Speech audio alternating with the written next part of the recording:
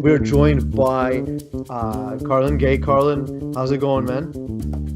Can't complain, guys. It's been a long time, but I'm happy to be here. Was Carlan our first guest? He might have been, actually. He might actually have been a first guest. I think Carlan was our first guest. If it wasn't him, it was Shaq Finn. Yeah, well, he was one of the first 3 shows for sure. Yeah, top three. Yeah. Well, that means I'm a pioneer, and I appreciate the opportunity to blaze the trail. I'm glad that you got rid of your dead weight for the show. I conspicuous by his absence, Mr. Mokan, no longer on board, but that's fine. He makes some appearances here and there, but we kind of keep him at a very safe distance. We let him tweet about his nonsense. I saw this tweet that he put out earlier today. Carlan, Mokan tweeted, "Good question," and then he asked whatever question it was. So I was very impressed that he complimented his question before asking it to the Twitterverse. I was very, very impressed. Great question. Carlan Gay is one of the most egotistical guys you'll ever meet, man. One of the most egotistical guys you'll ever meet. It surprises me that he hasn't had to have surgery to replace his shoulder for as much as he pats himself on the back. It's really ridiculous. It's either surgery for that shoulder or to reduce the size of his head. Carlan Gay is Director of Partnerships and Multimedia for NBA Global Systems at DAZN. He's a FIBA play-by-play commentator and voice on NBA Sound Systems. So, obviously, with the NBA Finals having just kicked off, and as much as Terry keeps picking against the Lakers, the Lakers have taken a 1-0 lead, and we thought it'd be a great time to have you back on the show, Carlan. We had a bit of a lull because first there was no sports, and then there's been nonstop sports, but now we got the NBA Finals. It is here. Yeah, it's crazy to think that, well, first of all, having the NBA Finals in the middle of October or the champion being crowned in October, when normally we would get preseason basketball around now, or teams will be flying around the world. Last year around this time, the Raptors were in China. They had the India Games for the first time ever around this time last year. I think the anniversary is coming up this week of that, where the Pacers and Kings squared off in India. It was crazy to see, that the league is happening now with all 4 sports. If you're a sports fan, you're probably even overwhelmed. Like I wanted to watch the Blue Jays baseball playoff game, and they were out of the game, the series before I could even turn on a game. I totally forgot they were playing, and they're out the playoffs completely. So there's a lot going on. But as for NBA fans, it's great. Even though it's a weird time that the finals are happening now, it's still the finals, and it's still something for you to be excited about. I think basketball fans across the globe are really rejoicing. So, Pete said this a few weeks ago, and I agree to the sentiment, is that you're kind of seeing the most pure when the NHL and basketball, you're seeing the most pure game for both of them, especially in basketball. I find there's no crowd noise, there's no interruptions. It's just them playing, and you can tell that they all want to get out of the bubble, but they want to get out of the bubble with some hardware, and it's been very fun to watch, I will say. And even as a Pacers fan, I will say the NBA playoffs have been very fun to watch, and I do enjoy picking against the Lakers and losing money. Constantly, though. Yeah. Well, I did win yesterday because I picked that the Heat would be in the lead after the first quarter, so I won some money there. So. Yeah. But I also took them for the game, lost money there too. So. We actually put an article, Carlan, on our website talking about the efficiency and the clear sight lines, and how the scoring efficiency has gone up, and just now by having to pick up shooters from so far away, it actually opens up all aspects of the game. And what we're watching is, in my opinion, some of the most beautiful basketball I've ever seen. What have been your thoughts about watching the game in the bubble? I agree with you in terms of the purity of the game. Like you remove everything that has made the NBA popular in a sense, in terms of celebrities sitting courtside and atmospheres and great arenas and stuff that we all love about sports. But if you're a true sports fan, you fell in love with sports, growing up playing in your backyard, whether it's just one-on-one pretending to be MJ. There's no crowd there. There's no music being played. There's no celebrities walking around in your backyard, cheering you on. So now you have the same sort of, throwback feel as to when you were a kid, where it's just purely about the game. You get to hear all the chatter, minus all the bleeps that's been happening when, guys do cuss. But the pure, bred basketball is being played on the floor. And I think, the guys are thriving in it. There's really no distractions for them. It's basketball 24/7. And we are reaping the benefits as what you said. A lot of guys have stepped up big time in the bubble. And you hope that continues on and kind of powers them to the next level of next season. And when crowds get back into position, maybe we might see better basketball than we had, 2 years ago. But that's not to say that the game has been in a bad place. That's just to say that the game continues to evolve. And, if you told me we would be here watching this style of basketball with the three-point shooting, the efficiency in the 90s when it was just a bunch of big men that really were trying to pound things in the paint, plus Michael Jordan, I would be shocked. So, yeah, it is a good progression, and the way we've been evolving is amazing, and it doesn't seem like it's slowing down anytime soon. It's the thing about basketball is that we can talk about Silver. I mean, he's been great in growing the sport. I mentioned hockey before, Bettman, the same thing, and I think that everybody was saying cancel the sport, cancel the season. I think that regardless if you're losing money, you needed to keep it going, morals and all that stuff. But I do appreciate the fact that right now we're seeing, like we mentioned before, the purest state of basketball. Now, my question to you is there anybody out there, well, let's say we'll talk about the two teams left, anybody out there that's benefiting from the no fans, any specific player that's benefiting from the no fans and the no talking and maybe just being able to cuss out there? I'm thinking a guy like Jimmy Butler. Jimmy Butler's playing out of his mind right now. And I think that the fact that he can just be there with no crowd noise, just him talking shit to the other team is unbelievable to me. Yeah, he's been good in the bubble. He really has, and I think I think it's less about the fact that there's no fans and more about the fact that he realizes he has a good team and he's trying to seize the opportunities that he did not capitalize on the last couple of trips. This is a guy that was in Chicago who, when he got there, they had just gotten back to relevance from the Michael Jordan years. Like, you remember, like Derrick Rose got them back there, and then he dealt with injuries, and that's when Jimmy Butler sort of shows up and he sort of kind of grinds his way to being an NBA All-Star, the Jimmy Butler that we know and love. And before you know it, Tom Thibodeau gets fired and he's off, and everything that Jimmy Butler knew in that situation was completely gone. He was going back to, as he's getting ready to become a guy that's trying to chase a ring and find himself in this league and create a legacy, the team wasn't ready for that. He goes to Minnesota to try and reunite with Tom Thibodeau, and that's a good move for him. But then he has two great stars, young stars, and Anthony Towns, Karl Anthony Towns, and you're talking about Andrew Wiggins, fellow Canadian. But they weren't ready to win there. And he moves to, the Sixers. And again, same situation, two great young stars, Joel Embiid, Ben Simmons. They're building this championship core. They're not ready to win. And now he finds himself in Miami. And Miami wasn't picked at the beginning of the year by many people to be in this spot right here. But their mentality was always win. Their mentality is always win a championship. That's what they've strived for. I know all 30 teams are going to tell you that, but not all 30 teams are willing to take the steps to make that happen. And Miami is one of those teams. And it's the first time in a long time. 4 teams in 4 years, it could go south. But it's the first time in a long time that Jimmy Butler, I think, is on the same page with the organization. And he realizes right now that he has an opportunity to add some jewelry to his finger. And guys, in sports, doesn't matter what league it is, winning is hard. I think we start to take it for granted because we see greatness on a daily basis from different athletes in different leagues.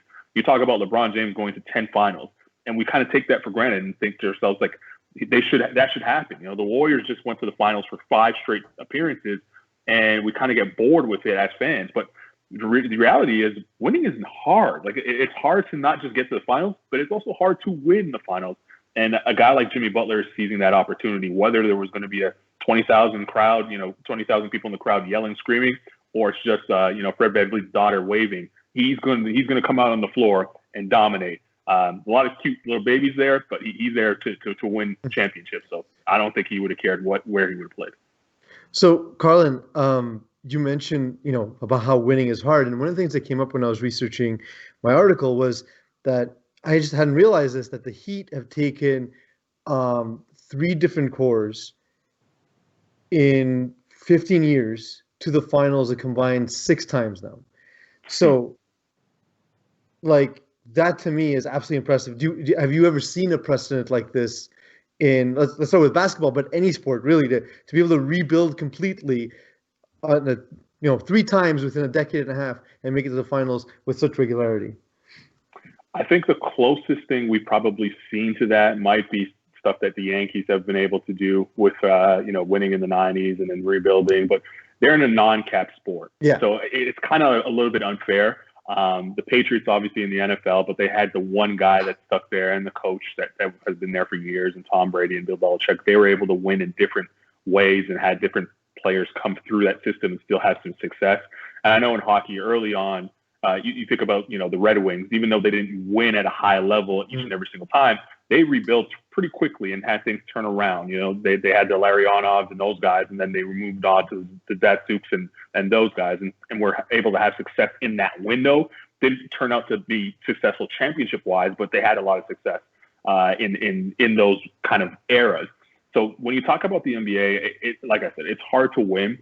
But in the NBA, you can flip this switch a little easier in a sense that one player really can change the dynamic of your entire franchise. But it's different in Miami in the sense that they've been able to do that, so to speak, 3 different times. Now, this time being in the finals, where they had D-Wade to start with. He got the ring done.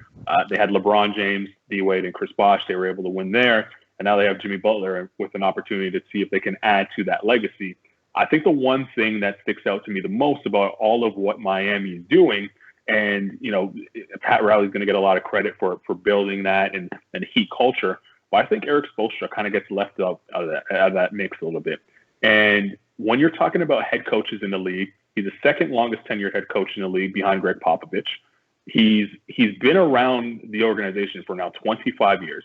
And if you watch the finals throughout, they're going to talk about how he worked his way up from the video coordinator room. And we all know that story, right? Yeah. But I think what gets lost in the sauce here is this dude has, in 12 years as the Heat head coach, he's taken them to the playoffs in 10 of those years, or 9 of those years. And he's only had a losing season twice in those 12 years. And in those 9 playoff runs, he's been to the finals now 5 times. That's over 50% that you're getting to the finals with a team. Doesn't matter who it is. I don't care if you had LeBron James on your team or not. That's pretty impressive to do that, in that small window of time. Because, I'm always going to say it. Winning is hard, and we should never take that for granted. And I think, everybody makes a lot about how Andre Iguodala is now in his, 6 straight finals appearance, and LeBron's in his 10th out of 9 out of the last 10 years. But no one said anything about Erik Spoelstra getting there to his 5th NBA finals. And also doing it 5 times in the last 9, in his 9 playoff runs. That's pretty impressive in my opinion, and I think he deserves a lot more credit. When you have a good coach in the NBA, you can build a system that players can fit to, and you can have some success. Once you get a superstar, which he does have now in Jimmy Butler and to a lesser extent Bam Adebayo, that's what takes you to the championship level. And he really, truly deserves a lot more credit than what he's getting.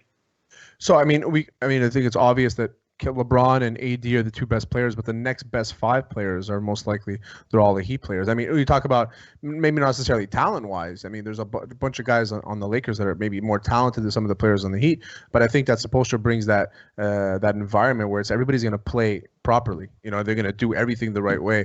And regardless, Pease and I talk about this all the time.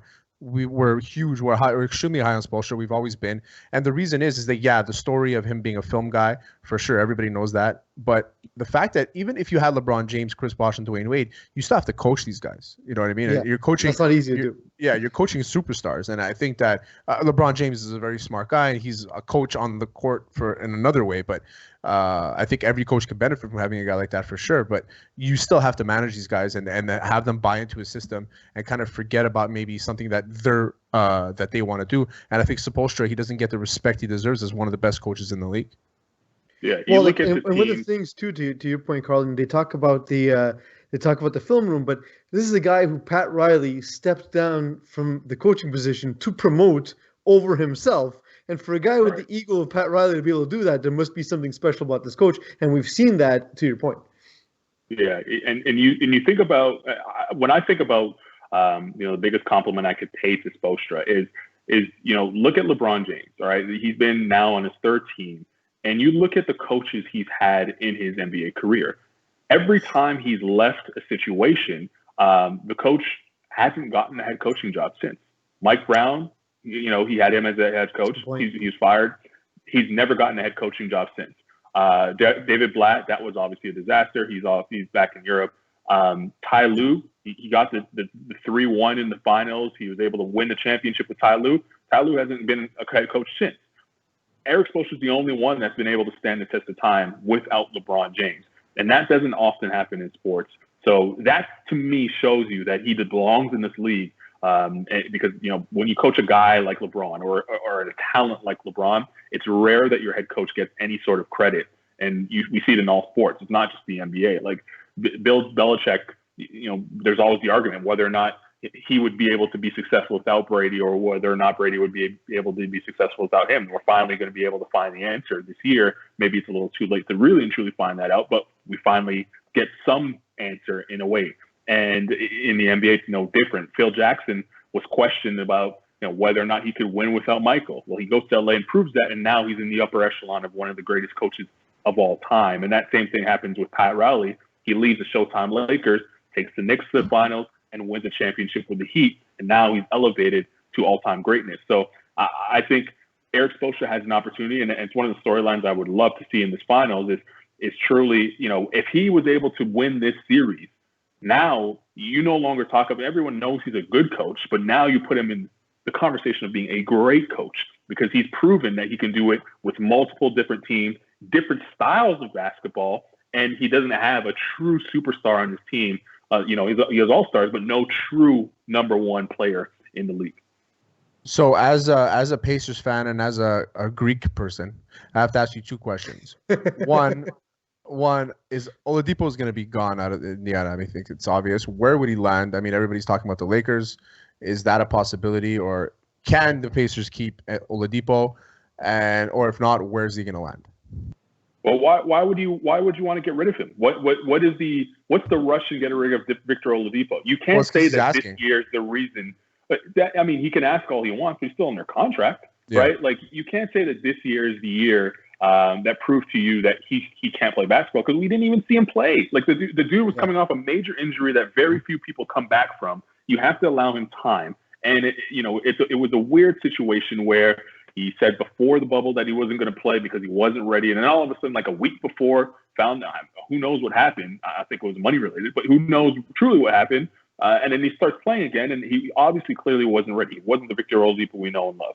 Let's not forget, in the 2017 playoffs, this dude almost beat LeBron James in the first round.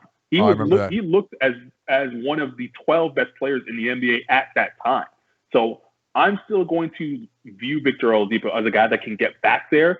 We need to know that his body will be willing to and able to kind of stand up to that. So if I'm the Pacers organization, I'm not rushing to get rid of Victor Oladipo. I'm worried about getting a coach that's going to connect with him on the level that Nate McMillan figured out a way to kind of connect with him, and probably a coach that could get more playoff success than Nate McMillan because he hasn't been great at in the postseason. Well, I don't know why they got rid of Vogel when they had him. I mean, I thought he was doing great, and then they ended up just getting rid of him. I mean, I don't know what the reason is. I think they had made the playoffs that year too, and it was just weird that they got rid of him because he had so much success with the Pacers. He made them look great, and especially Oladipo's first year. I mean, the year before he came. So I mean, I like Vogel as a coach. I mean, I think we're looking at all the success he's had. My second question is, so I mean, I would love Oladipo to stay. I don't want him to leave. I like him. I think he's a great player. I think he's a top 20 player in the league when he's 100%. My second question is Giannis, the Greek freak. Where is he going? Is he going to Toronto? Please no. That's all I'm gonna say. So I'll answer it this way. First of all, I don't think Giannis leaves.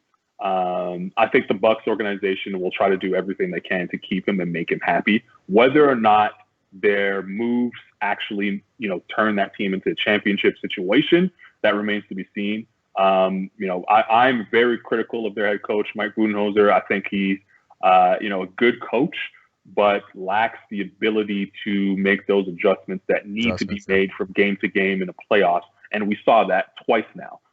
So it's on him it's not saying that it can't be done. It's on him to now grow in a game. We always ask our players, to get better, add a 3-point jump shot, add a off the bounce move, do something with yourself. How about coaches figure out a way to add something to their repertoire? I think that's Mike Budenholzer for him. In terms of whether or not I think Giannis should end up in Toronto or go to Toronto, I ask myself, this question more often than not is how would that look next to Pascal Siakam? We knew how it looked with Pascal next to Kawhi Leonard. They were two totally different players that did not do the same thing, and it worked out well. They won an NBA championship. I looked at the Bucks and how they lost in the playoffs, and I wondered, if you added Pascal Siakam, especially the way he played, in the postseason, and what teams were doing to stop him, it was similar to what they were doing to stop Giannis. So now you have two players where defenses are going to be able to have relatively the same game plan to stop, and those are your two best players. How do you build around that? Lowry's not getting any younger. Van Vliet, he deserves the contract, whatever contract he gets, because he's earned it so far. But he's not a guy that's going to, turn you from a 50-win team to a 60-win team. He's a nice player. He's a piece to a championship. He's not the centerpiece. So I wonder what that looks like when you have Giannis and Siakam playing next to each other. I think that's too much of the same thing, and I don't know that that's a successful recipe to win a championship. Will you be a 60-win team in the regular season? Cool. But you know what? It's about winning rings now. At this point in Toronto's kind of building legacy. Once you win once, you get that taste. You want to do it over and over again. So winning the first seed in the Eastern Conference, that's not going to be good enough. So unfortunately, Carlan, you do need to be leaving us in a couple of minutes. You informed us of the deadline, which sucks because your basketball information is excellent. So we want to keep talking to you about hoops. And I wanted to touch on some social issues, but you knew that ahead of time, so you just went long-winded on the basketball. Give me one question. Give me one question here. I'll give you the extra 5. I don't want to do it at this service, but 10. All right. We do rapid fire on our show, so let's do rapid fire. I got 2 rapid fire questions for you, and then we'll call it an interview. First rapid fire is when you see Jason Whitlock talk about how LeBron James is making him have to choose between basketball and the NBA, what does Carlan Gay think? Sorry, between basketball and the USA.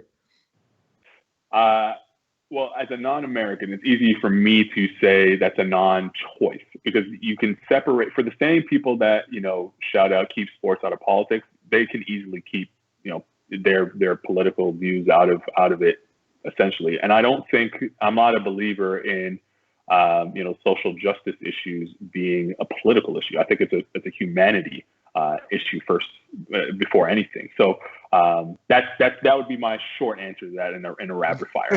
I wouldn't see a dilemma there. So the second rapid fire question, and this is the real serious topic. This is the big one. So Terry and I, before the show, we were talking about something, again, very serious. We talked about which movie were people the least likely to be getting laid during in a movie theater. We contended it was all of the Harry Potter movies. All of them, every single one. What is what's your guess for the movie for which people get laid the least in movie theaters? Yeah. Probably Jurassic Park. Jurassic Park, okay. I don't know. Unless you're into dinosaurs. But that's the thing. There's a fetish for everything, right? So yeah. That is true. That's true. Yeah. But speaking for me, Carlan Gay, I don't know if you can do it in Jurassic Park. That's when you just enjoy popcorn. There's too much noises too. You don't know what things are coming from. It's like they're all over the place. Yeah. Plus, like you see a Tyrannosaurus Rex, he can't pleasure himself because the short arms. He lives a rough life. Carlan, thank you so much for joining us. I know you got to go. We're gonna have you on again soon. By either before the end of the finals or right after, because I do want to get into a lot of this other serious stuff. But unfortunately, technology and time is not on our side this night. Well, I appreciate you guys having me, and yes, I make a promise to come back on and actually talk about the real issues. Everyone can talk about sports, but let's get into the real stuff. Appreciate it. Talk to you soon, man.